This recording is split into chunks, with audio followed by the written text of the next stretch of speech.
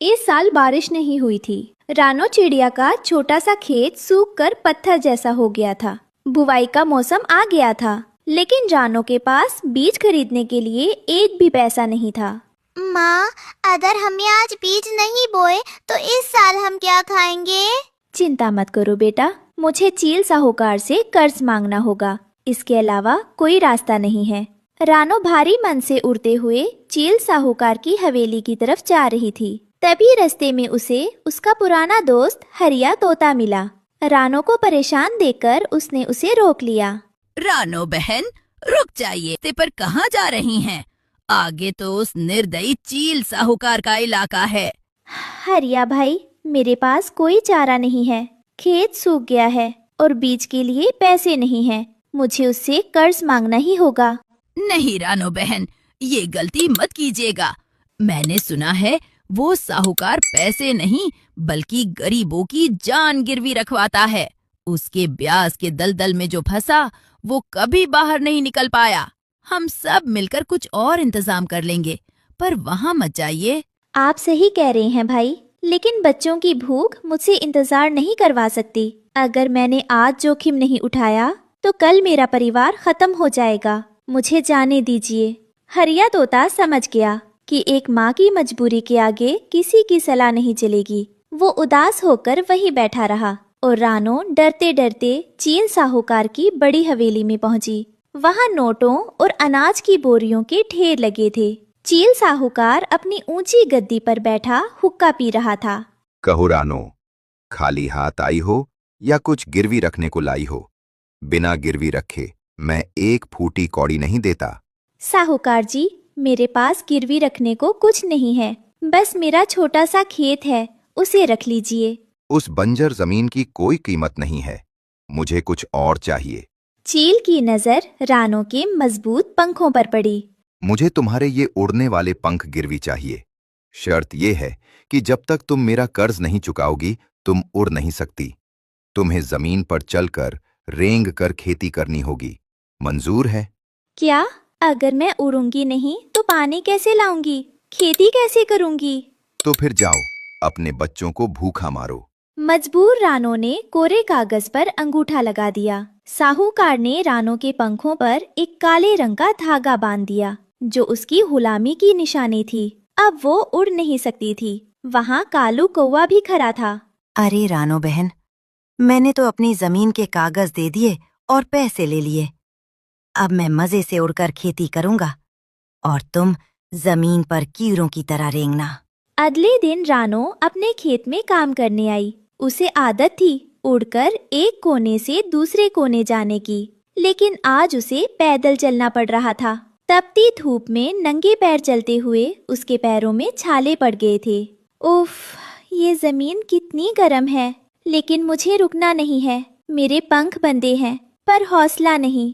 खेत में पानी देने के लिए रानो को दूर नदी तक जाना था। कालू कौवा ऊपर से उड़कर बाल्टी भरकर लाता और मजे से डाल देता। रानो पीठ पर भारी मटका लादे पत्थरों और कांटों पर चलकर पानी ला रही थी। रास्ते में एक पत्थर से ठोकर खाकर रानो गिर पड़ी। उसके घुटने से खून बहने लगा। नहीं, अगर मैं गिर गई तो फसल प्यासी मर जाएगी। रात को रानो घर लौटी। उसके पैर सूजकर मोटे हो गए थे। बच्चे उसके पैरों पर हल्दी का लेप लगा रहे थे। माँ, आपके पैरों की हालत देखी नहीं जा रही। आप कल से खेत मत जाना। बेटा, किसान का पसीना और खून ही फसल को सोना बनाता है। थोड़ा दर्द सह लूंगी तो तुम लोग पेट भर खा सकोगे। रानो के पैरों के घाव इतने गहरे थे कि हल्दी से ठीक नहीं हो रहे थे।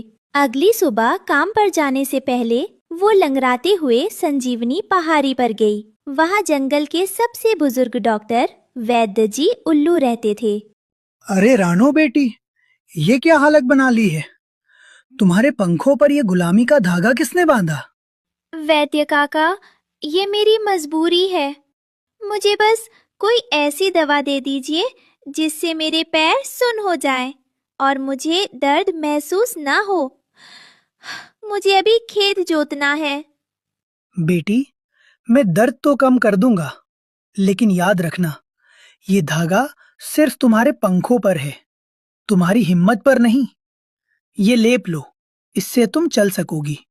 वैद्य जी ने रानो से पैसे नहीं लिए। रानो ने उन्हें प्रणाम किया और फिर से अपने संघर्ष की ओर चल पड़ी। दूसरी तरफ कालू कौवा पैसों के घमंड में चूर था। उसने मजदूर लगाए थे और खुद पेड़ की छांव में सो रहा था। उसे पता ही नहीं चला कि उसकी फसल में कीड़े लग गए हैं।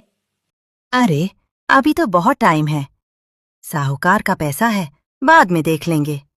फसल कटने में कुछ ही दिन बाकी थे। पीपल की डाल पर बैठे मिठू तोता और बंटी कबूतर दोनों खेतों का नजारा देख रहे थे। बंटी, जरा उस कालू को देखो। दोपहर हो गई है और नवाबजादे अभी भी सो रहे हैं। उसे पता भी नहीं है कि उसके खेत में दीमक लग चुकी है। और वहाँ देखो मिट्ठू, रानो बेचारी उड़ नहीं सकती, फिर भी घिसट घिसट कर हर पौधे की देखभाल कर रही है। सच में भगवान भी उसी की मदद करते हैं जो खुद अपनी मदद करता है। सही कहा। कालू के पास पंख है पर अक्ल नहीं, और रानो के पास पंख नहीं है पर हौसला बुलंद है। नतीजा तो अब साफ दिख रहा है। महीनों की मेहनत के बाद फसल कटने का समय आया। रानो के खेत में सुनहरा गेहूं लहलहा रहा था। हर दाना मोती जैसा चमक रहा था। रानो के पैरों के छाले अब उसकी जीत के निशान लग रहे थे। वही कालू के खेत में फसल काली पड़ चुकी थी। कीड़ों ने सब कुछ खा लिया था। हाय, ये क्या हो गया? मेरा खेत तो बर्बाद हो गया। रानो अपनी बैलगाड़ी में फसल लादकर बाजार लाई। उसकी फसल सबसे अच्छी थी, इसलिए उसे बहुत अच्छे दाम मिले।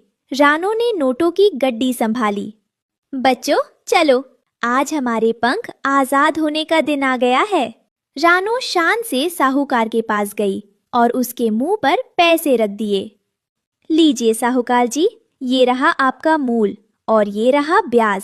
अब मेरे पंखों से ये गुलामी का धागा खोल दीजिए। साहूकार को मजबूरी में धागा खोलना पड़ा। रानो ने महीनों बाद अपने पंख फैलाए और एक जोरदार उड़ान भरी। आहा, अपनी मेहनत की कमाई से मिली आजादी की हवा ही अलग है।